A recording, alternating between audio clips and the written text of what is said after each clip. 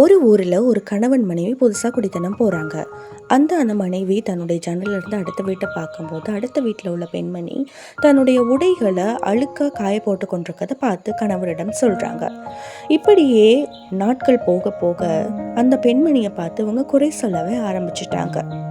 இவங்களுக்கு ஒழுங்காக உடைகளை துவைக்கிறதுக்கு ஒழுங்காக சொல்லி கொடுக்கணும் அப்படின்னு சொல்கிறாங்க.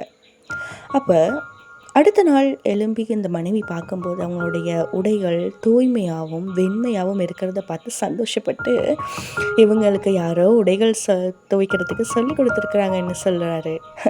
கணவன் சிரிச்சுக்கிட்டே சொல்கிறாரு, நான் காலையில் வெள்ளனா எழும்பி நம்மளுடைய ஜன்னலை சுத்தம் செஞ்சேன், அதனால தான் இந்த உடைகள் ரொம்ப வெண்மையாக விளங்குதுன்னு சொல்கிறாரு. இது தாங்க வாழ்க்கை. நம்ம என்ன கற்றுக்கொள்கிறோன்னா, நம்மகிட்ட இருக்க அழுக்க பார்க்குறது இல்லை, அடுத்தவங்கள்ட்ட அழுக்க பார்த்தே பழகிட்டோம்.